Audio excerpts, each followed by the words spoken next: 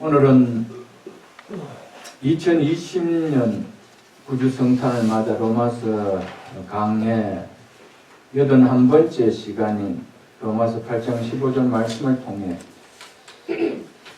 이것이 그리스도께서 이 땅에 오신 목적입니다 라는 제목으로 이어지는 로마서 강해와 아울러 성탄 주일 말씀을 전하고자 합니다.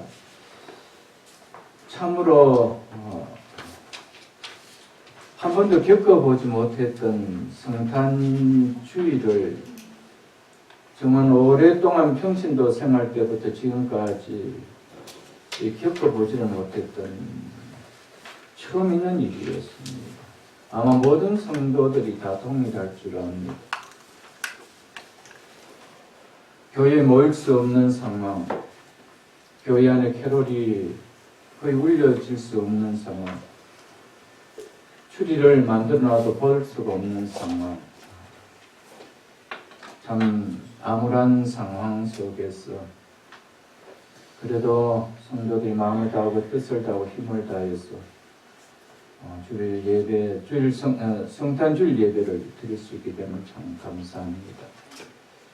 우리에게 언제 어느 시절에 더 이상 메리 크리스마스라는 말이 우리 입에서 나오지 못하게 하는 시대가 분명히 올 것입니다. 우리는 어떤 일이 있어도 이 진정한 메리 크리스마스, 성탄절을 안다라면 이것을 없애려고 하는 세력들과의 화합을 함께하는 성탄의 의미를 갖는 생각을 가져서는 안 됩니다. 우리는 오늘 말씀을 통하여 정말 이 땅에 왜 하나님 아들께서 오셔야 했는지 그 참 성탄의 의미를 깨닫는 2020년 성탄 주일이 되기를 원합니다. 오늘 15절 말씀 제가 다시 한번 읽어드리겠습니다. 너희는 다시 무서워하는 종의 영을 받지 아니하고 양자의 영을 받았으므로 우리가 아빠, 아버지라고 부르짖느니라. 함께 볼 말씀은 갈라디아서 4장입니다. 306쪽입니다. 함께 보겠습니다. 306쪽 갈라디아서 4장 4절로 6절을 보겠습니다. 때가 참에 하나님이 그 아들을 보내사 여자에게서 나게 하시고 율법 아래 나게 하신 것은 율법 아래 있는 자들을 속량하시고 우리로 아들의 명분을 즉 아들이 되는 자격을 얻게 하려 하심이라. 너희는 아들이므로 하나님이 그 아들의 영을 즉 그도의 영을 우리 마음 가운데 보내사 아빠 아버지라 부르게 하셨느니라. 아멘. 이 말씀을 계속해서 펴놓고 말씀을 들을 수 있기를 바랍니다. 오늘 본문인 로마서 8장 15절과 방금 본 갈라디아서 4장 4절로 6절 말씀은 참 비슷한 내용입니다. 이 두 말씀을 함께 겸하여 보면서 로마서 강해를 겸하여 성탄 주일 말씀을 전하고자 합니다. 하나님께서 그 아들을 이 땅에 보내사 이 사실 믿습니까? 네. 그리스도인과 비그리스도인의 차이가 뭡니까? 이 사실은 믿고 안 믿는 차이입니다. 이 사실을 믿는다라면 메리 크리스마스라는 언어를 우리 입에서 없애버리려고 할 수 있을까요? 절대 할 수 없습니다. 하나님께서 그 아들을 이 땅에 보내사 이것이 무슨 날입니까? 성탄절입니다. 그러나 예수 그리스도를 받아들이기를 복음을 거부하는 사단의 세력은 할 수만 있으면 여자의 후손을 막으려고 합니다. 뱀의 후손은 여자의 후손과 끝까지 원수의 관계입니다. 그래서 예수 그리스도께서 이 땅에 오셨다. 이건 거짓말이야. 그냥 한 좋은 공유일 뿐이야. 이렇게 만들어버립니다.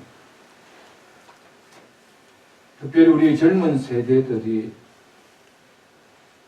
이런 생각에 물들면은 교회 다니지만은 아무런 부흥한 관계가 없어요. 여러분. 성탄절이 지워지는데도 나하고 부흥이 관계가 있나요, 여러분들? 하나님의 아들이 이 땅에 오셨음을 거부하는데 그래도 괜찮다고 하는데 여러분 거기에 부흥이 있을 수 있나요, 여러분?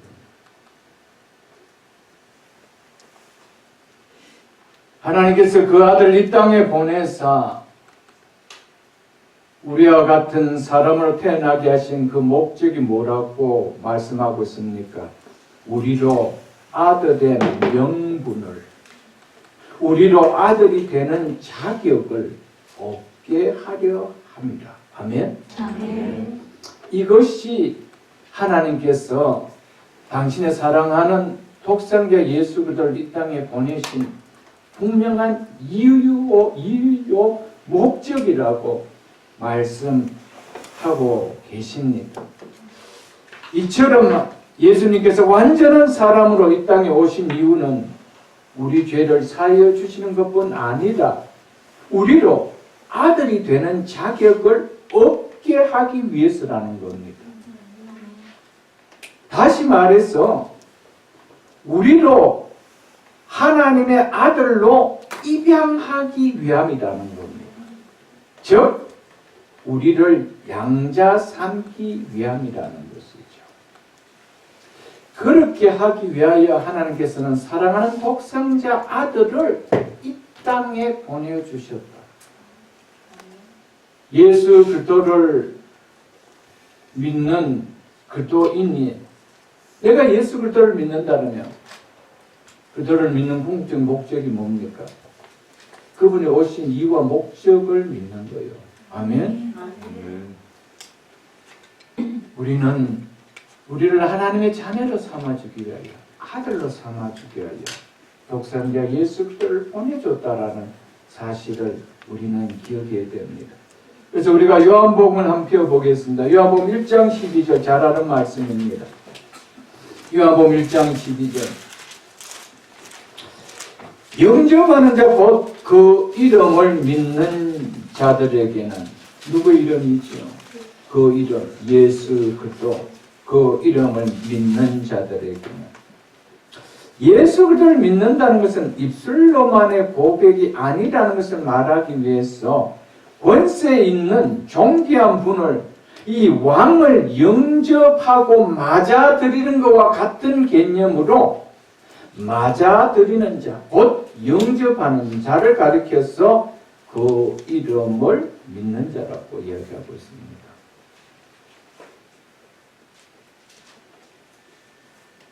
여러분과 저는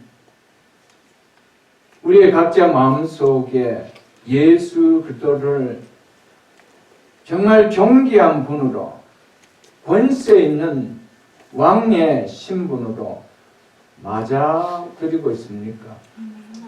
그렇게 영접한 것 같이 믿고 계십니까? 그런 자에게 어떤 권세가 주어진다고 말씀합니까?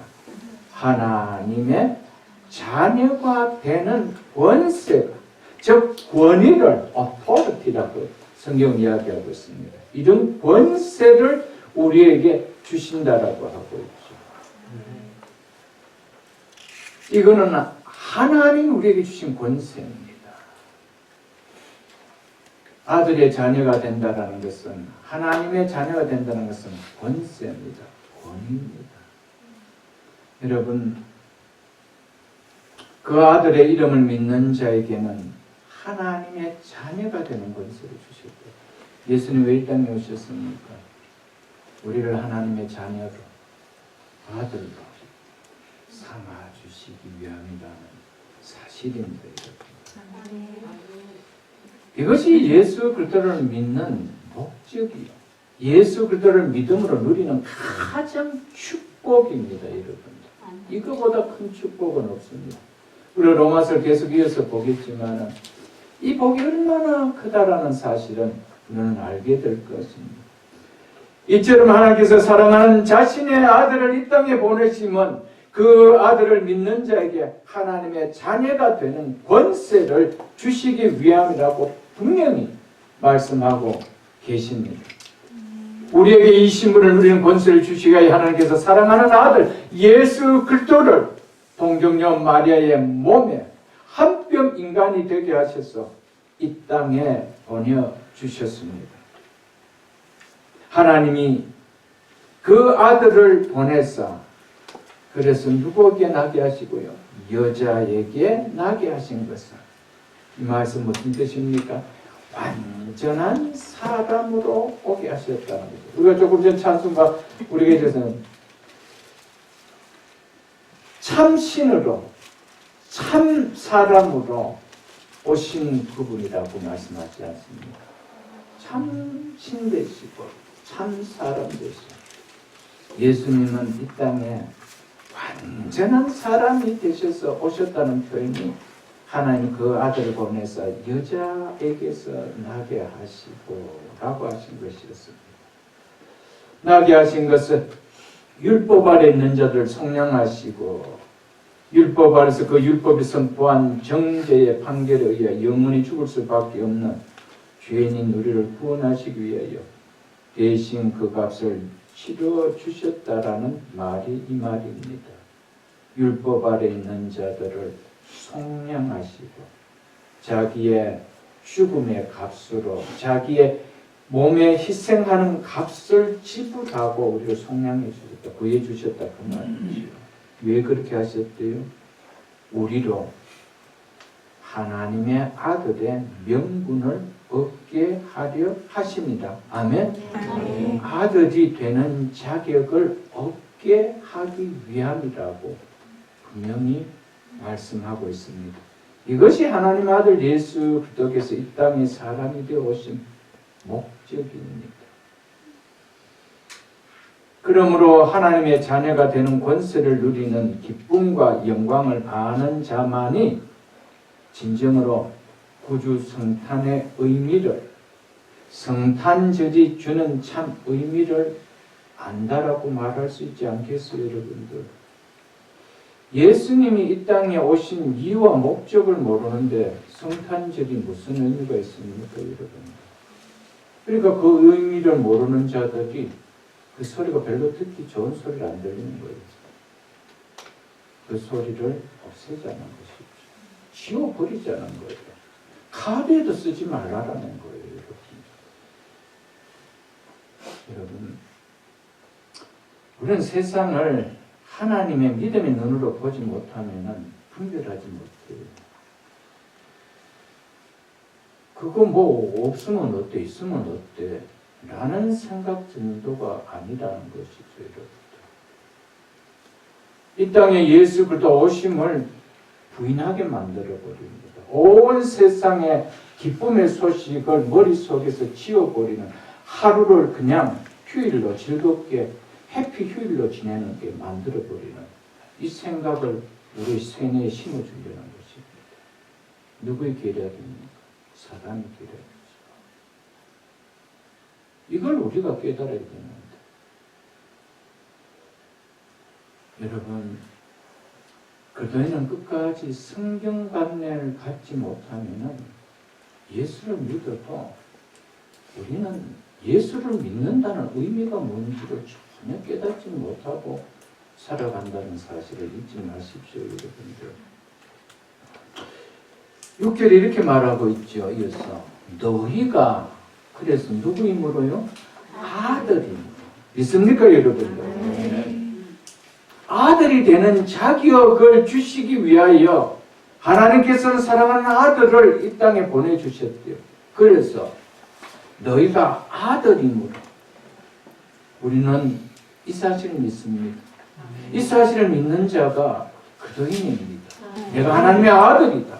그래서 성경은 분명히 너희가 아들이므로 너희가 자녀이므로 이렇게 말씀하고 있죠.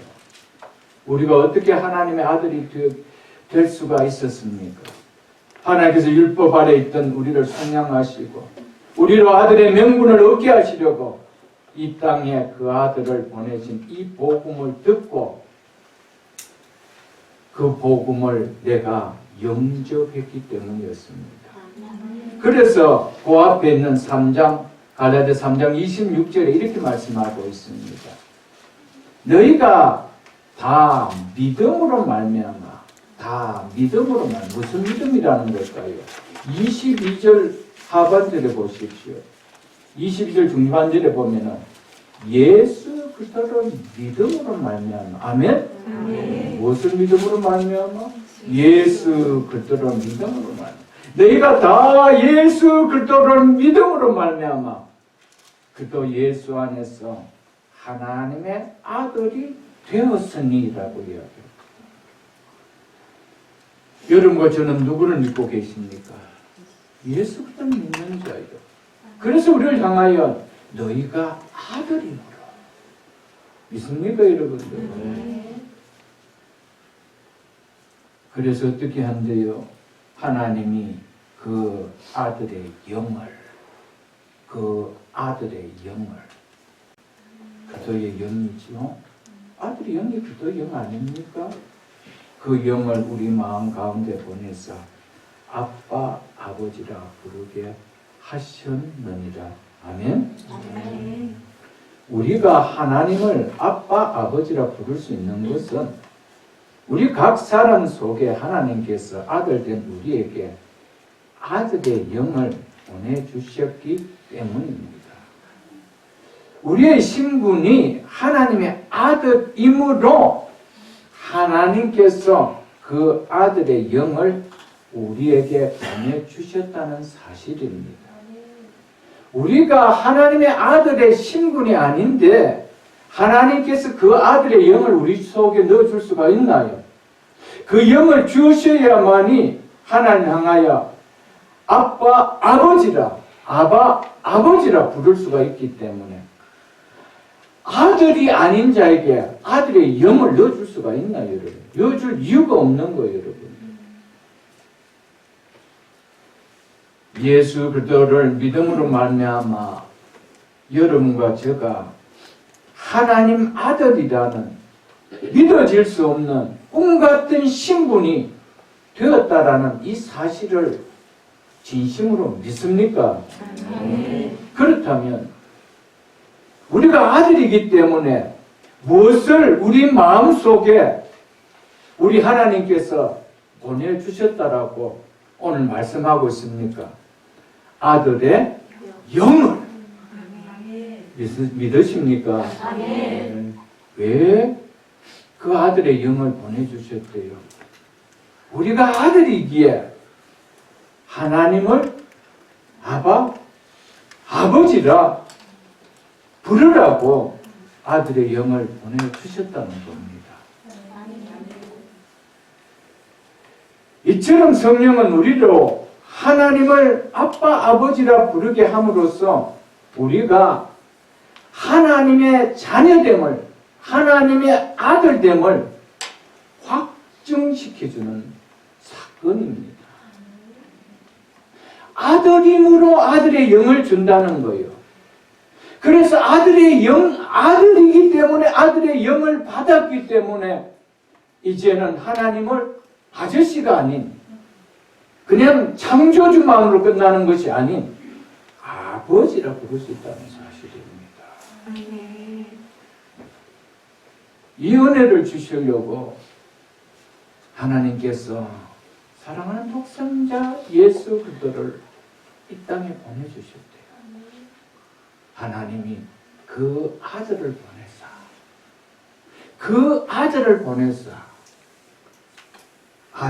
우리로 하여금 아들의 명분을 얻게 하려 하십니다. 아들의 자격이 되는 명분을 얻게 하려 하십니다. 그래서 너희가 아들이므로 아버지께서 또 뭘 보내주셨대요? 아들의 영을 우리 마음속에 보내사 하나님을 아버지라 부르게 하셨다는 것이죠. 여러분, 그래서 신앙생활을 이렇게 해나가면요, 말씀 가운데서 신앙생활을 하면은요, 내가 어떻게 해서 하나님 아버지라 부를 수가 있고, 왜 하나님은 독생자 예수를 그리스도를 보내주고, 왜 성령을 우리에게 보내주셨는지, 그리고 내가 하나님을 아버지라 부를 수 있다라는 것이, 내가 내 신분이 어떤 신분이라는 것이 내가 희미해질 수 있나요?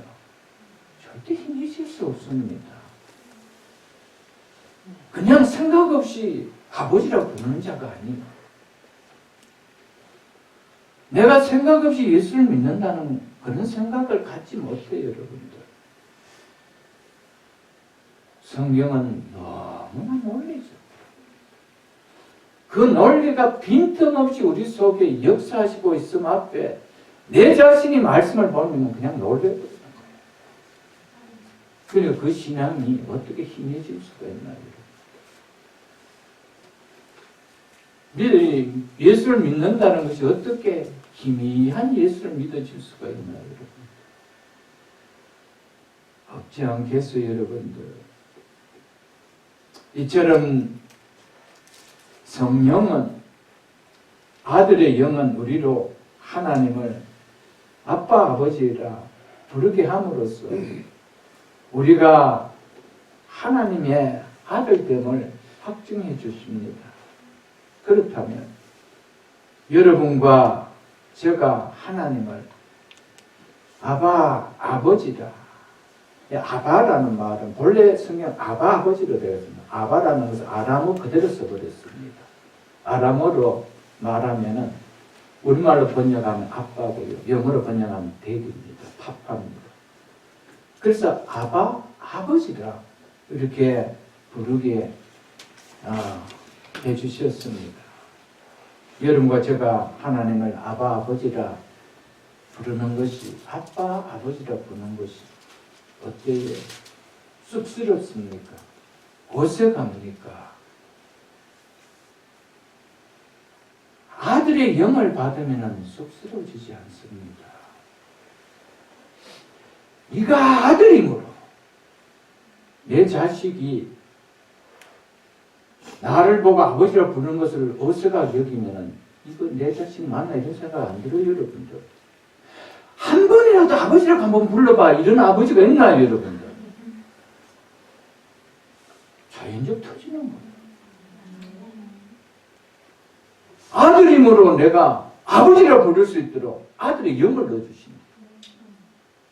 근데 이게 어떻게 수 있나요? 어색해질 수 있나요?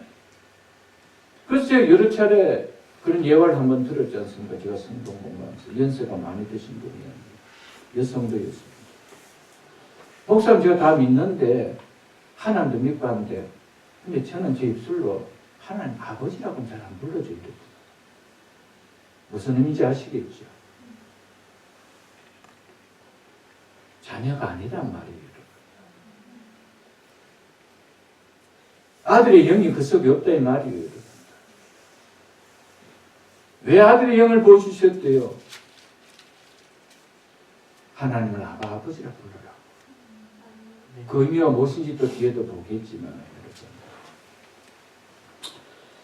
사랑하는 성도 여러분들, 하나님께서 죄인인 우리를 하나님의 아들로 삼아주시기 위하고자 우리를 구원해 주셨습니다. 죄 용서가 구원의 목적이 절대로 아닙니다. 하나님의 진노를 피하게 하는 것이 하나님께서 우리에게 베푸신 구원의 목적이 아닙니다. 하나님께서 독생자 예수 그리스도를 통하여 우리를 구원해 주신 목적은 아들의 영을 보내주기 위함이었습니다. 그래서 우리를 하여금 하나님을 향하여 아바, 아버지라 부를 수 있도록 하기 위함이었다는 사실을 잊지 마십시오, 여러분들. 그래서 아들인 그리스도의 영을 우리가 함께 받았기 때문에 우리 역시 그리스도와 동일한 아들이라고 한 것이 있습니다. 그리스도께도 예수 그리스도에게도 동일한 그리스도의 영이 있습니다. 그 영을 우리에게 동일하게 부어주셨습니다. 그래서 우리도 동일한 아들이라고 한 거예요. 믿습니까, 여러분? 하나님께서 우리를 당신의 아들로 삼기 위해서 때가 참에 하나님이 그 아들을 보내사라고 하신 것처럼 먼저 사랑하는 아들을 완전한 사람이 되게 하셔서 우리에게 보내주셨습니다. 그리고 또다시 그 아들의 영을 우리 안에 보내주셨다라고 말씀하고 있습니다. 하나님께서는 우리를 구원하시기 위하여 두 번에 보내준 사건이 성경에 있다고 이야기합니다. 첫 번째는 아들을 보내주시는 사건이고요. 두 번째는 그 아들의 영을 보내준 사건이었습니다. 첫 번째 그 아들을 보내주신 이유가 뭘까요? 그 아들의 영을 우리 속에 보내주시기 위함이었습니다. 그래서 동일한 아들이다. 예수 그리스도와 동일한 너희는 아들이라고. 이것이 뭐라고요? 구원의 목적이라는 거예요. 무엇이 구원의 목적이라고요? 우리를 하나님의 아들로 삼아주는 거. 아멘. 예수님이 십자가의 죽으심으로 끝났다라면 우리는 아들이 되지 못했습니다. 죄의 용서는 받을 수가 있었겠지요. 아들은 아들의 영이 들어와야 돼요. 그래서 아들임으로 아들의 영을 넣어준다. 놀라운 지혜입니다. 그런데 그리스도의 영이 없이 그리스도인이 될 수 있나요? 아들의 영이 없이 하나님 아버지라 부를 수 있는 그리스도인이 될 수 있나요? 하나님 자녀가 될 수 있나요?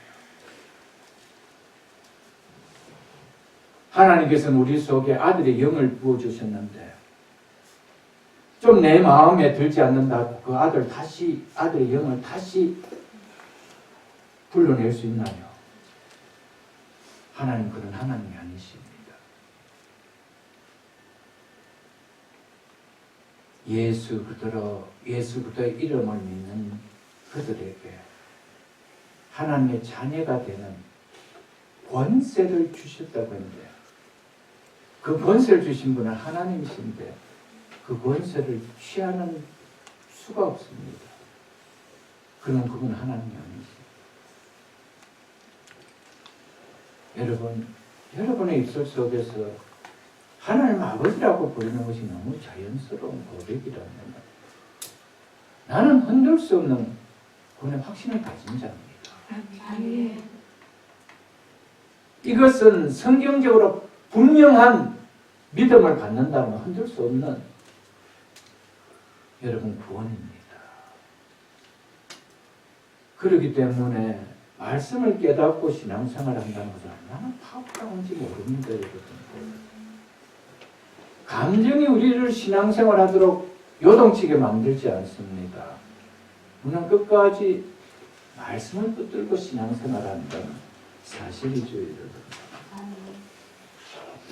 하나님께서 사랑하는 아들인 예수를 죄인인 우리를 위하여 이 땅에 보내시는 즉 예수께서 사람으로 탄생하신 성탄의 근본 목적은 바로 이를 통해서 예수를 통하여 아들의 영을 즉 그리스도의 영을 즉 성령을 믿는 자 속에 보내주심인 것을 우리는 알 수가 있을 것입니다.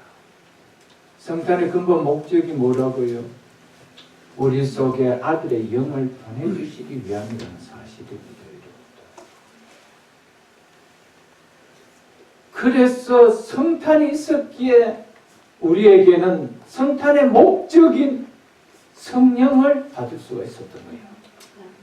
아들의 영을 받을 수가 있었고, 그래서 겟세마네 동산에서 하나님을 향하여 예수님께서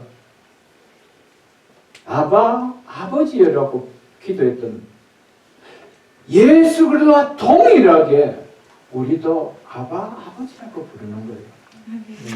왜? 동일한 아들의 영을 가졌기 때문에.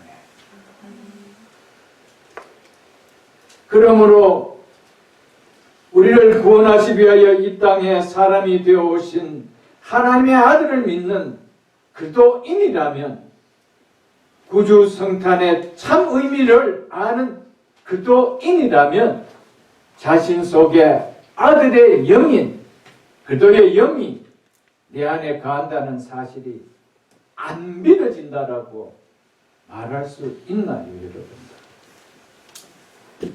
잘 모르겠는데라고 말할 수 있나요, 여러분들? 없습니다. 그렇다면 그렇게 말씀한 말씀 자체를 나는 믿지 못하겠다는 것밖에는 아니죠, 여러분. 말씀은 클리어하게 너희가 예수 그리스도를 믿음으로 말미암아 하나님의 아들이 되었다라고 이야기하고 있습니다. 아들임으로 하나님께서 너희 마음속에 아들의 영을 보내주셨다라고 이야기합니다.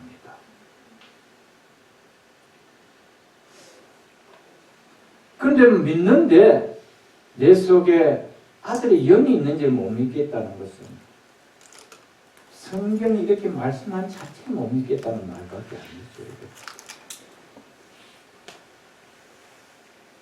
여러 차례 말씀드리고 강조했지만 신앙생활은 감정으로 하는 것도 아니고 이성으로 하는 것도 아니고 말씀을 믿는 것으로 하는 것입니다. 아멘. 아멘. 말씀을 믿는 거예요, 여러분들.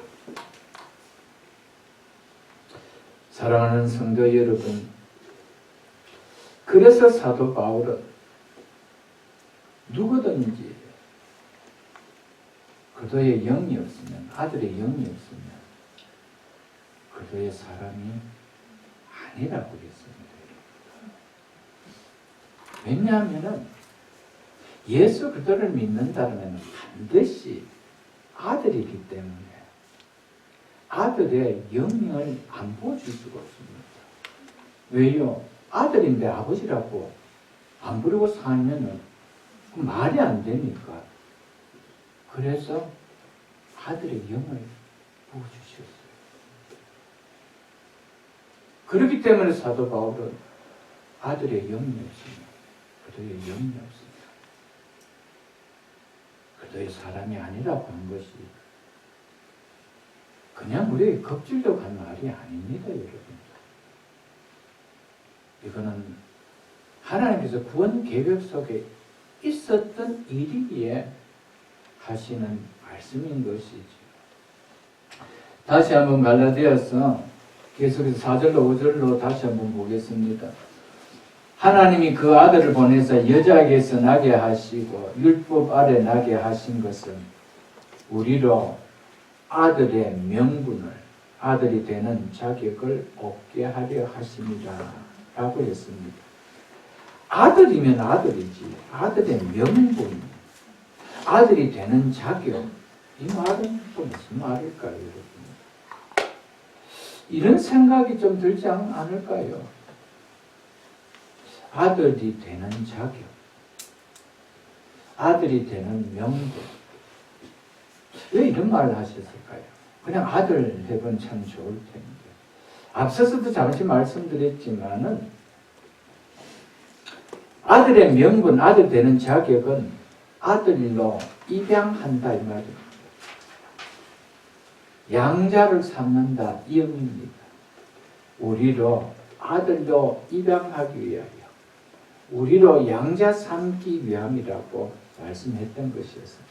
그래서 우리의 본문이 로마서 8장 15절에서 사도 바울은 너희가, 여기서는 아들의 영이 아니고 무슨 영을 받았으므로?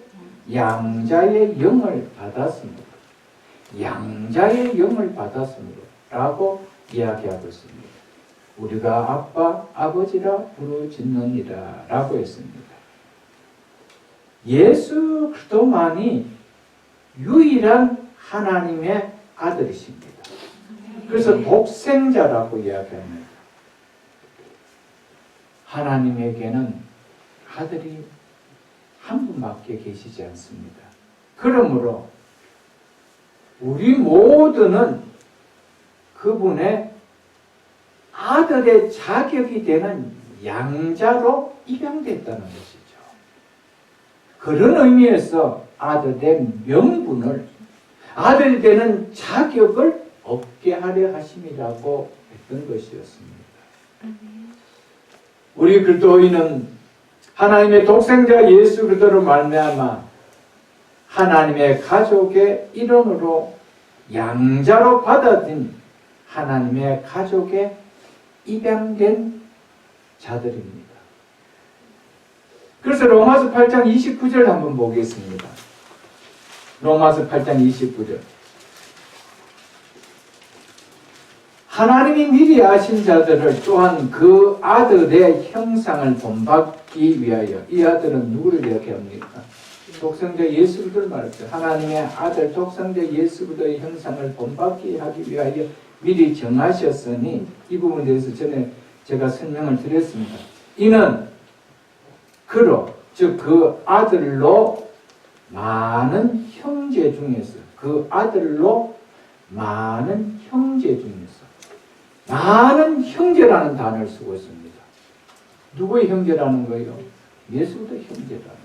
그 아들로 많은 형제 중에서, 하나님의 아들로 입양된 많은 아들 가운데서, 이 말이죠. 하나님의 입양된 많은 아들이 바로 누구라는 겁니까? 예수 그리스도의 형제라는 거예요. 사랑하는 성도 여러분, 여기에 나는 예수 그리스도로 많은 형제가 되게 한 그 형제들 중에 여러분과 저가 포함됐다는 사실 믿으십니까? 네. 이것 생각하면 가슴 안 뛰어요, 여러분. 네. 내가 하나님의 가족의 형제가 되는 일원이 되었다는 사실이 가슴이 뛰지 않아요, 여러분. 하나님께서 여러분과 저를 하나밖에 없는 독생자 예수 그리스도의 형제로 삼는 가족의 일원으로 삼 교회여 독생자 예수 그리스도를 이 땅에 보내주셨다는 사실입니다. 여러분, 성탄은 너무너무 가슴을 뛰게 하는 날입니다. 성탄의 의미를 안다. 그렇기 때문에 온 인류에게 전할 수 있는 가장 빅뉴스가 뭡니까? 가장 크고 기쁨의 소식이 뭐라고 있습니까? 오늘 다윗의 동네에 너희를 위하여 구주가 나셨으니 곧 그도 주시니라. 아멘. 그분이 이 땅에 오신 이 사건, 이 사건보다 우리에게 빅뉴스가 있나요? 굿뉴스가 있나요? 없습니다. 성탄은 깨달으면 깨달았어요. 복음은 깨달으면 깨달았어요. 가슴이 그냥 맹맹해질 수가 없습니다. 히트를 켜놓는데 냄비가 그냥 있을 수가 있나요, 여러분? 불이 붙는데 냄비 속에 물이 가만히 있을 수가 있나요? 그럴 수밖에 없죠. 기쁨의 복음의 소식이 내 속에 들려오는데 내 심령이 그냥 냉랭하게 그런 얼음처럼 차갑게 그렇게 있을 수가 있나요, 여러분? 있을 수 있다면 그거는 정말 기적 중에 기적이죠. 세상에 무슨 여러분들 수수께끼가 있다 하더라도 그거보다 더 큰 수수께끼가 있겠어요, 여러분. 불을 피웠는데 물이 안 끓는다. 그거보다 큰 수수께끼 있나요, 여러분?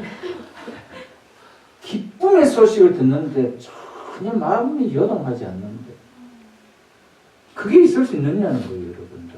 그렇다면 처음부터 기쁨의 큰 좋은 소식을 너에게 전한다라고 얘기도 안 했죠. 그래서 그런 많은 아들 중에서 무엇이 되게 하려 하심이나 맏아들이 형제이기 때문에 예수 그리스도가 우리의 누가 되게 하셨대요? 맏아들, 맞이가 되게 하셨다는 거예요. 그래서 우리와 같은 형제가 되기 위하여 예수님은 친히 형제가 가진 동일한 몸으로 이 땅에 오셨던 사건입니다. 믿으십니까, 여러분? 네. 그래서 예수님이 우리와 같은 형제가 되어주기 위하여 형제들이 가진 육체와 동일한 육체를 가지고 이 땅에 오셨어요. 그 이야기가 히브리서 2장에 나온 이야기입니다. 히브리서 2장을 한번 보겠습니다. 354쪽입니다. 354쪽.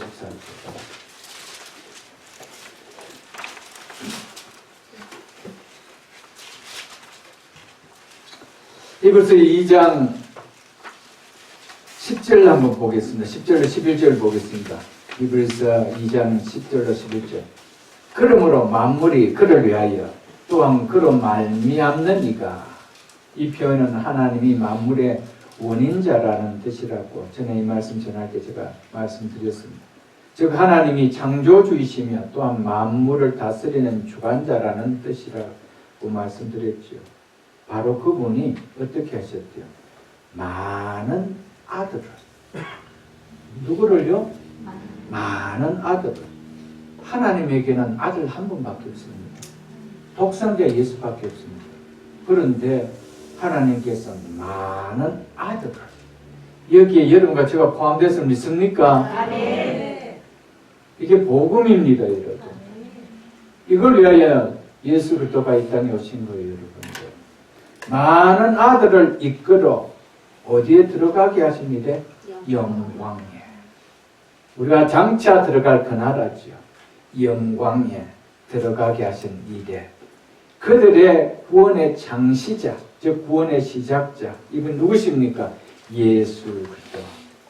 구원의 창시자를 고난을 통하여, 즉 십자가의 죽음을 통하여 온전하게 하심이, 죄인을 구원하는 구원자로 온전하게 하심을 말하죠. 예수님께서 우리를 구원하시기 위하여 십자가의 죽으심을 당하신 것이 뭐였다는 것이, 그것이 온전했다는 겁니다. 그렇지 않으면 우리가 구원을 받을 수 없었다는 말이죠. 그래서 구원의 창시자를 고난을 통하여 온전하게 하심이 뭐하도다? 합당하도다. 아멘. 왜냐하면 하나님께서 죄인을 구원하시는 계획을 세울 때 사랑하는 아들이 십자가의 죽음을 당하는 고난을 통하여 이루어지도록 하셨기 때문입니다. 그래서 하나님께서 많은 아들을 이끌어 영광에 들어가게 하신 이래 그들의 구원의 창시자를 고난을 통하여 온전케 하심이 합당하더라고 하셨던 것이었습니다. 11절 보겠습니다. 거룩하게 하시는 이와 거룩하게 하시는 이. 우리를 거룩하게 만드는, 어렵다 하게 하시는 이가 누구십니까? 예수 그리스도 아닙니까? 예수 그리스도와 거룩함을 입은, 즉 거룩하게 된 자들이, 이들은 누굽니까? 그리스도인 아닙니까? 그리스도인은 여러분과 저 아닙니까? 우리입니다. 그리고 예수 그리스도와 우리가 다 한 근원에서 난지라. 한 근원에서 난지라. 그래서 한 형제란 말이에요. 그래서 예수 그리스도 우리는 한 형제란 말이에요. 한 근원에서. 놀라운 복음 아니에요. 우리를 이렇게 해서 본래 그 영광을 취하려고 했던 그 영광의 나라에 계셨던 건 누굽니까? 독생자 예수 그리스도밖에 없어서 그 영광에 누구도 들어가겠대요. 동일한 한 근원에 난 형제인 우리도, 동일한 아들인 우리도 들어가게 하시기 위하여 들어가게 하시기 위하여 어떻게 했대요? 예수 그리스도께서 십자가의 죽음을 통하여 그 일을 온전하게 하셨다라고 말씀하고 있습니다.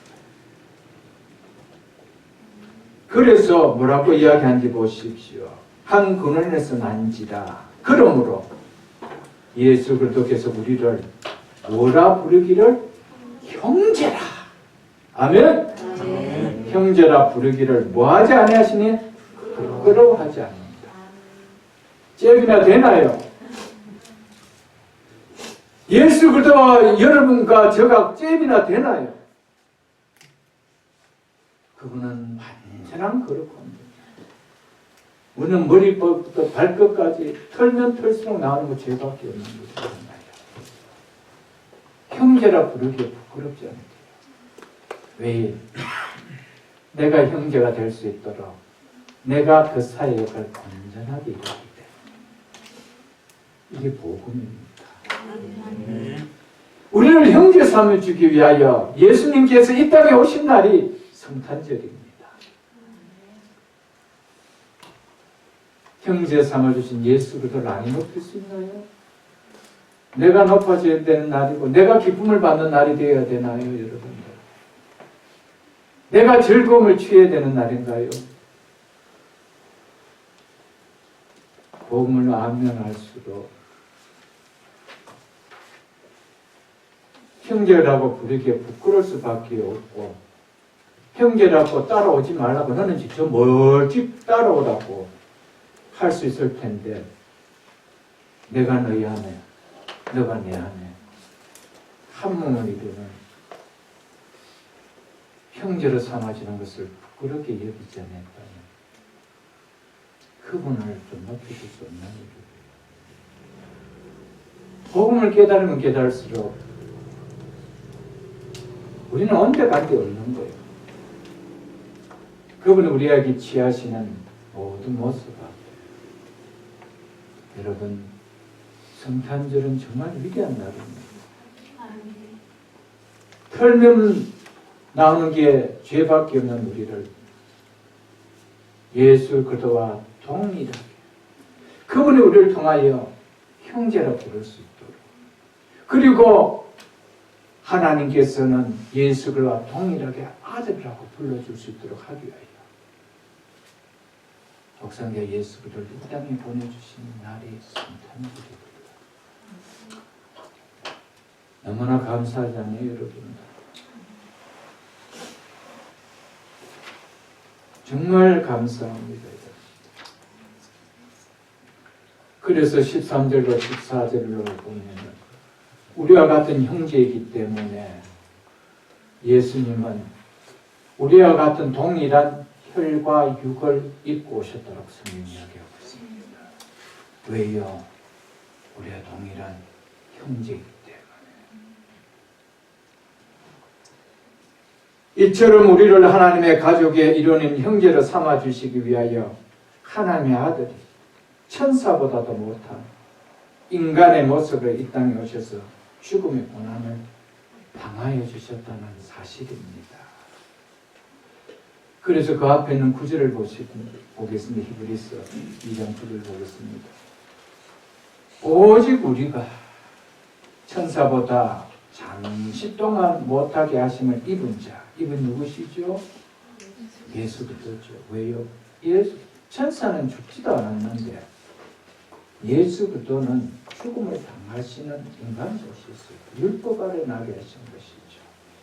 그래서 천사들보다 잠시 동안 못하게 하시는 입은 자, 곧 죽음의 고난을 받으심으로 말미암아 영광과 존귀의 관을 쓰신 부활성천으로 말미암아 본래에 누렸던 천국의 영광을 회복하신 것을 말하지요.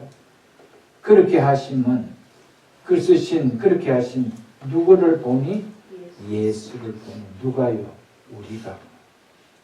이를 행하시면 하나님의 은혜로 말미암는 모든 사람, 즉 모든 믿는 사람을 위하여 죽음을 맛보게 하려 하십니다. 아멘. 아멘.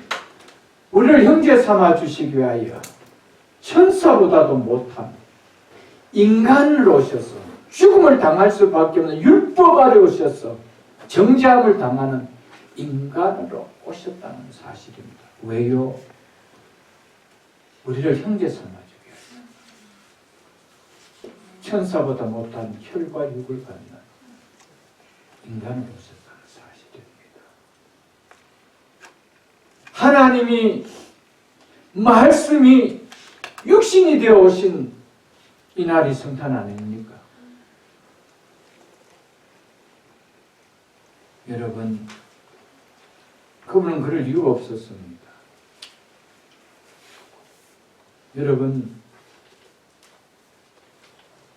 여러분들이 정말 예수 그리스도였다라면 나 같은 인간과 형제를 맺고 싶겠어요? 돈을 바리바리 쌓아도 형제 안 맺으려고 할 겁니다. 그런 우리를 예수님은 영광 가운데 삼아주신 것이 아니고 형제를 삼기 위하여 천사보다 못한 존재로 오셨고 죽을 이유가 없으신 그분이 죽음의 형벌을 당하게만 하셨습니다. 그 값을 지불하고 여러분과 저를 하나님의 아들로 동일한 형제로 삼아주셨습니다. 이날이 성탄입니다. 성탄이 어떻게 와닿습니까?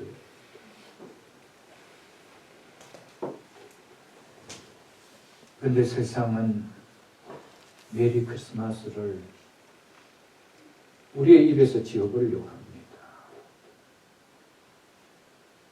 이것을 소멸시키려고 합니다. 이 은혜를 받았던 우리가 메리 크리스마스라는 말이 입에서 떠나야 되겠어요, 여러분들. 이 은혜를 깨닫는다라면 이게 가능한 일이에요. 이 은혜를 받은 자가 이 은혜를 받지 않는 자처럼 아무렇지 않게 살아갈 수 있나요? 모르겠습니다. 저는 용납되지 않을 것 같아요. 마지막 내 입에서 메리 크리스마스라는 말을 할 때 순교를 당한다 하더라도 저는 외칠 것 같아요. 여러분, 버려도 아까울 것이 없는, 차버려도 아까울 수 없는 나를 형제로 삼아주시기 위하여 그분은 나의 모든 것을 다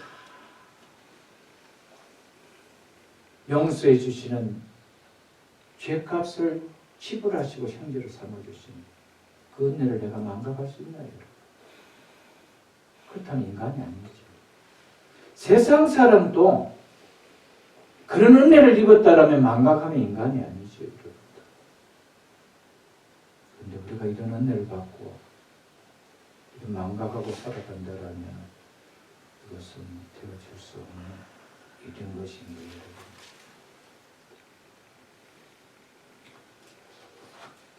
여러분과 저를 하나님의 가족의 일원인 형제로 삼아주시게 하여 하나님의 아들이 천사보다 못한 인간의 모습을 이 땅에 오셔서 죽음의 고난을 처참하게 당하기 위하여 오신 이날이 바로 성탄절이고 이것이 바로 성탄의 참 이유요 목적이라는 사실을 우리는 잊어서는 안 됩니다. 예수 그리스도께서 우리를 형제로 부를 수 있도록 하나님의 아들로 입양해 주시기 위하여 이 땅에 오셔서 십자가에 형언할 수 없는 죽음의 고난을 당하셨다는 이 사실을 오늘 성찬을 여러분과 제가 받을 때 이 의미를 깊이 깨달으면서 성찬을 받을 수 있기를 축복합니다. 네. 예수 그리스도만이 유일한 하나님의 독생자이며 우리 모두는 예수 그리스도로 말미암아 하나님의 양자가 된 자지요. 바울이 로마서를 쓸 당시 로마 사회에서는 양자 제도가 참 유행했습니다. 그래서 당시 로마에 살던 사람에게 있어서 양자라는 말은 이미 잘 알고 있는 매우 친숙한 단어였습니다. 이 당시 로마 사회에서는 양자와 친자가 구별되지 아니었습니다. 경우에 따라서는 양자가 친자보다 더 귀하게 여기며 사는 사람들도 많았습니다. 양자는 법적인 방식에 의해서 가족으로 받아들여 상속을 받을 수 있는 아들로 인정되는 것입니다. 바울이 이 로마서에서 아들이라는 말 대신 양자라는 말을 쓴 것은 이 안에 복음이 말하고 있는 위대한 교리를 당시 로마에 있는 성도들에게 잘 나타내 주고 싶었습니다. 갈라디아에 사는 사람과 달리 로마에 있는 사람들에게는 양자라는 말을 들릴 때는 그 의미가 오는 내용을 너무 잘 알고 있었기 때문에 그걸 통하여 그 안에 담겨 있는 복음의 교리를 깨닫게 하기 위하여 바울은 갈라디아서와 달리 양자의 영이라고 했던 것이었습니다. 양자는 하나님께서 우리를 양자로 삼으신 것은 하나님께서 우리를 하나님의 가족으로 받아들이는 하나님의 법적인 방식이었습니다. 양자는 법적으로 자녀로 삼는 것입니다. 흔들 수 없는 법적으로 자녀로 삼는 것이죠. 양자는 결혼한 부부와는 아무런 관계없는 사람을 가족 관계로 들어오게 하는 하나의 법적 조치입니다. 그래서 법적 조치로 해서 기업을 물려받은 아들로 인정되게 해주는 것이 양자죠. 우리가 잘 알다시피 우리는 하나님의 가족에 아무런 관계가 없었던 사람들이었습니다. 도리어 하나님의 진노를 받아야 했던 율법 아래서 하나님과 원수된 자들이었을 뿐이었습니다. 이런 우리를 양자로 삼아주는 법적인 조치로 사랑하는 아들로 사랑하는 딸로 하나님의 자녀로 삼아 주셨습니다.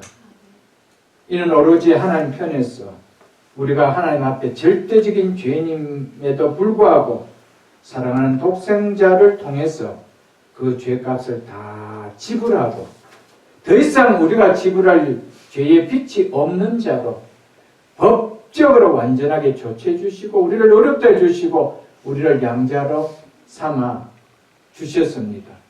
그리고 이 사실이 변개될 수 없음을 사랑하는 아들의 피로 통해서 언약을 또한 맺게 해 주셨습니다.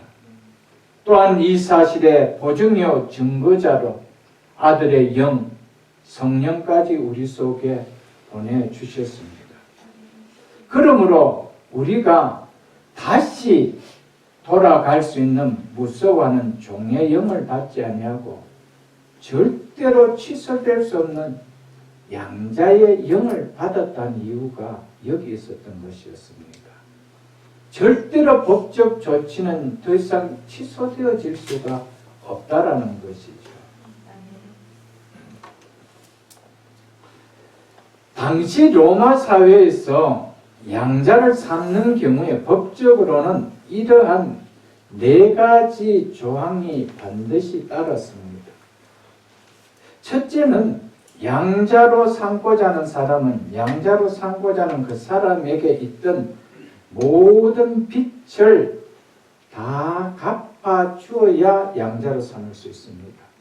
왜냐하면 당시에 상당수가 양자로 받아들여지는 상당수가 노예였기 때문이었습니다.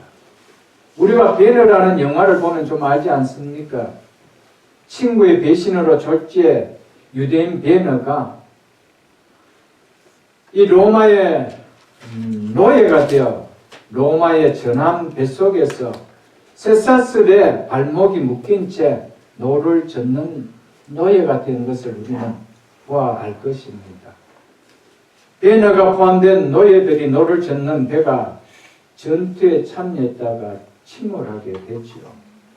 배너는 침몰한 배에서 이 배의 지휘관이었던 로마의 호민관의 생명을 구해주는 것을 우리가 볼 수 있을 것입니다. 그래서 이 호민관은 쇠사슬에 모여 노예를 젓던 이 배너를 양아들로, 양자로 삼지 않습니까? 로마 시대 때는 노예를 양자로 삼는 것을 쉽게 우리는 볼 수 있을 것입니다. 친아들 이상으로 모든 것을 물려주는 경우가 참 많습니다. 양자로 삼을 때는 특별히 똑똑한 노예가 있을 때 양자로 삼을 때는 그 똑똑한 노예가 진 모든 노예의 몸값을 다 지불하고 데려오는 거예요. 하나님께서 우리를 양자 삼기 위하여 사랑하는 독생자 예수, 아들인 독생자 예수를 통하여 우리에게 진 모든 죄의 빚을 다 청산해 주시고 우리를 양자로 삼아 주셨다는 사실을 잊어서는 안 됩니다. 우리를 양자 삼아 주고자 우리가 진 모든 죄의 빚을 지불해 주시기 위하여 하나님의 아들이 사람이 되셔서 이 땅에 오셨던 것이죠. 이것이 성탄이 담고 있는 참 의미입니다. 양자로 삼아 주실 이유가 없다라면은 우리에게 진 죄의 빚을 갚을 필요가 없죠. 양자로 삼기 위하여 죄의 빚을 다 갚아주게 하여 그분이 사람이 되셔서 이 땅에 오셨어요. 그날이 성탄입니다. 그것이 주는 의미가 성탄절이라는 것이죠. 둘째는 양자에게는 새로운 이름이 반드시 부여됩니다. 너희들 이름이 아닙니다. 우리도 동일합니다. 하나님의 양자로 받아들인 우리에게는 예수 그도와 동일한 이름이 그도입니다. 이름이 부여됐다는 사실을 여러분들 기억하십시오.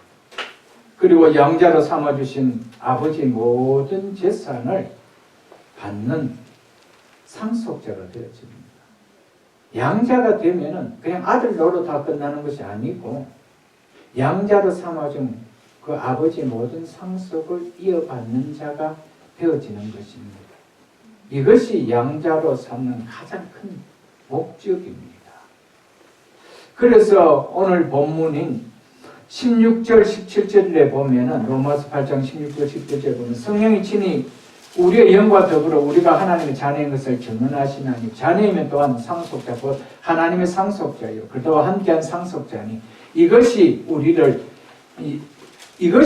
하나님의 자녀로 삼아주신 뭐라는 겁니까? 궁극적인 목적이라는 것이죠. 자녀이면 또한 상속자, 하나님의 상속자요. 그들과 함께한 상속자니 상속자 계속 상속자 이야기합니다. 우리를 아들로 삼으신 이유가 뭐래요? 양자로 삼으신 이유가 뭐래요? 아버지가 물려줄 수 있는 모든 것을 물려받을 수 있는 상속자로 삼아주시고 이것이 하나님께서 우리를 자녀로 삼아주신 구원의 궁극적인 목적이요. 이것이 예수 그리스도께서 이 땅에 오신 궁극적인 목적이라는 겁니다. 이것이 성탄에 가져다주는 참 의미라는 것입니다.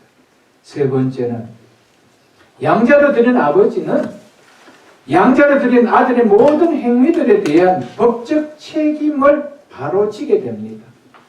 아들이 무엇이 잘못되면 이제는 양자로 든 그 아버지가 법적 조치를 다 당해야 됩니다. 벌금을 물어야 된다면 벌금을 물어야 되고 무슨 또 행위를 당해야 된다면 그 행위를 당해야 되는 거예요. 사랑하는 성도들, 우리도 동일합니다. 빛을 지는 일이나 범죄하는 모든 행위들이 그 양자가 행할 때는 그 아버지가 거기에 대한 대가를 다 지불을 해야 됩니다. 이제는 양자로 받았던 우리 속에 더 이상 범죄를 하게 될 때는 하나님이 거기에 대한 다 책임을 안죠. 그래서 우리가 할 수 있는 것은 뭐밖에 없습니까? 회개밖에 없는 거예요. 우리 하나님께서 다 지는 거예요. 그래서 이미 내가 다 이루어 놓고 너희를 의롭다 해 주셨다는 것입니다. 믿으십니까, 여러분? 네 번째는 양자로 들어온 아들은 자신을 아들로 삼아준 아버지의 말씀에 순종을 보이는 공경함과 기쁘게 해드려야 하는 의무를 반드시 지게 됩니다. 이것을 양자로 삼을 때 반드시 조양에 사인을 합니다. 선언을 합니다. 마지막 이 네 번째까지. 양자는 입양한 자기 아들의 이름을 영원히 보존하기 위해서 양자는 자기를 입양해준 그 아버지의 이름, 이걸 굉장히 존귀하게 여깁니다. 그래서 그 이름을 끝까지 보존하기 위해서, 그리고 아버지의 받은 그 상속을 또 잘 그것을 누리기 위해서, 그래서 양자는 조금도 친자보다 열등하게 대우받지 않고 열등하게 교육받지 않습니다. 그렇기 때문에 자신을 아들로 삼아준 아버지의 애정을 누구보다도 양자로 들은 아들은 느끼게 됩니다. 아버지의 성품을 그래서 더 훌륭하게 본받으려고 애쓰고 노력합니다. 우리는 어떻습니까? 우리를 양자 삼아주신 이유가 뭘까요, 여러분? 우리를 양자 삼아주신 하나님 아버지의 영예에 손상이 가도 괜찮도록 살기 위해서 우리를 삼아준가요? 아닙니다. 하늘에 계신 우리 아버지요, 이름이 거룩히 여김을 받으시군요. 아멘? 아멘. 이것이 우리의 첫 번째 기도의 우리의 삶이라는 것이죠. 그래서 에베소서 5장 1절을 한번 보겠습니다. 에베소서 5장 1절에 315쪽입니다. 315쪽. 하나님의 아들, 하나님의 자녀라는 말 속에는 아버지를 닮아가는, 아버지 말씀에 순종하고자 하는 삶을 드러낸 말이 포함되어 있다는 사실입니다. 에베소 5장 1절에 이렇게 말씀하고 있습니다. 그러므로 사랑을 받은 자녀같이, 누구의 사랑을 받은? 하나님 아버지의 사랑을 받은 자녀같이, 양자로 받아진 이 사랑보다 큰 사랑이 있나요? 받은 자같이 너희는 누구를 본받는 자가 되고요?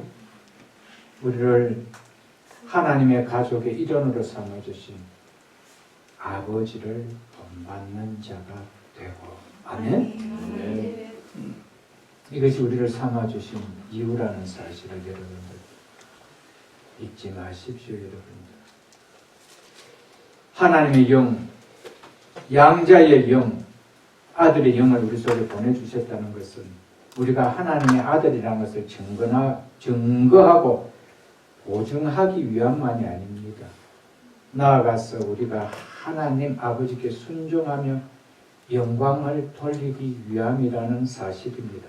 그래서 우리가 그의 영의 인도함을 받는다라고 성경은 이야기를 했던 것이죠. 무릇 하나님의 영으로 인도함을 받는 사람은 곧 하나님의 아들이다. 믿으십니까, 여러분? 왜 하나님의 아들의 영을 우리 쪽에 부어주셨더라고요? 그분의 삶을 따라가라, 본받으라. 아들이 아니라면 아들의 영을 절대로 소유할 수 없습니다. 아들의 영이 없는데 어떻게 그 아들의 영을 인도함을 받는 일이 또한 있을 수 있겠습니까? 없습니다. 그래서 무릇 하나님의 영으로, 아들의 영으로 인도함을 받는 사람이 곧 하나님의 아들이라고 이야기한 거예요. 영이 없는데 어떻게 아들이 되어질 수가 있으며, 아들의 영이 없는데 어떻게 아들의 영의 순종함을 따르는 일이 있을 수가 있나요?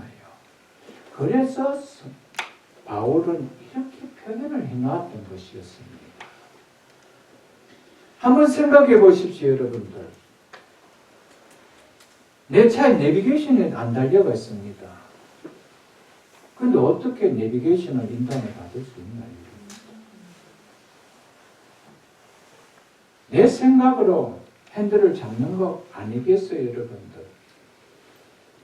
아들의 영을 소유한 하나님의 아들이 맞다라면 어떻게 아들의 영이 없는 자처럼 아들의 영의 인담을 받는 일이 없는 삶이 사라질 수 있나요, 여러분? 아들이 아니라면 아들의 영이 없습니다. 이 성경이 클리어하게 이야기합니다. 아들이 맞다라면 아들의 영이 있대. 아들이 영이 없다라면 아들의 영의 인담을 받을 수가 없습니다.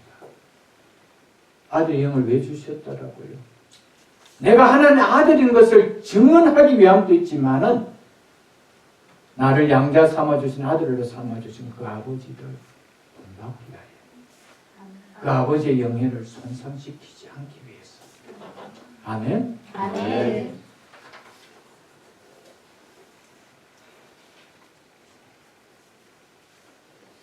한 것만 보고 말씀을 맺겠습니다, 여러분.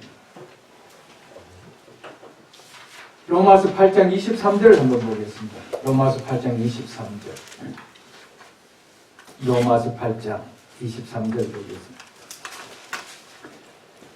그뿐 아니라 또한 우리 곧 성령의 처음 익은 열매를 받은 우리까지도, 성령께서 우리에게 준 첫 열매는 죽은 영이 살아나는, 거듭나는 것을 말하지요. 그래서 우리 속에 성령이, 아들의 영이, 그도의 영이 들어오는 것을 말하지요. 성령의 처음 익은 열매를 받은 우리까지도 속으로 탄식하여 양자 될 것, 곧 우리 몸의 속량을 기다리는다. 여기는 왜 또 양자 될 것이라고 하고 있죠? 너희가 이미 아들이므로라고 이야기했는데 양자 될 것이라고 여기는 왜 이렇게 이야기했을까? 오늘 본문인 15절에서는 현재적 양자됨을 이야기하고 23절에서는 미래적 양자됨을 말해주고 있습니다. 양자 될 것이라고 한 23절의 말씀은 부활 후에 완전한 영화에 도달할 그때 상속을 받아 영화를 누리게 되는 그 상태의 완전한 양자됨을 나타내는 것이죠. 그렇다고 해서 현재 양자가 안 되었다는 말이 아닙니다. 그래서 몸의 속량을, 몸의 구속을, 그것을 뭐라고 이야기해요? 양자 될 것이라고 말하고 있는 것이었습니다. 그것을 뭐하고 있다는 것입니까? 기다리고 있다는 것이죠. 몸의 구속을 우리가 아직까지 완전한 양자가 되는 것은 언제 주어진다는 겁니까? 영만 아니라 우리의 몸까지 예수 그리스도와 우리의 맏아들 대신 맏형 되시는 예수 그리스도와 동일한 부활의 몸을 입는 그때죠. 그래서 29절 여러분 한번 보십시오. 29절에 보면은 8장 29절에 보면은 하나님 미리 아신 자들을 또한 그 아들의 형상을 본받게 하기 위하여, 그 아들의 형상을 본받게 하게 하여. 이것이 뭐라고 이야기했습니까?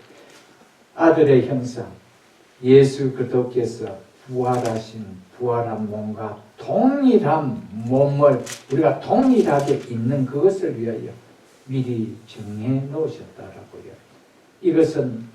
이것을 우리가 기다리는 것이 뭡니까? 양자될 것을 기다린다. 그것을 가리켜서 몸의 구속, 몸의 속량을 기다린다는 것이죠.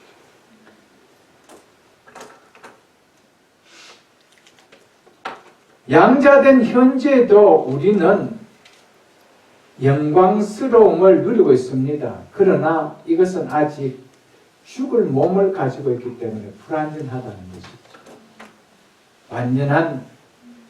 완전한 영화가 된 영광스러움을 누리는 양자는 언제 된다는 겁니까? 예수 그리스도와 동일한 부활의 몸을 입을 때. 이처럼 우리의 맏아들 되신 예수 그리스도와 같이 완전한 부활의 몸을 가진 양자가 장차 되는 것이지만은, 장차 우리에게 미래에 예수 그리스도께 재림할 때 되는 것이지만, 지금은 아직 우리에게는 그 시간은 오지 않았다는 겁니다.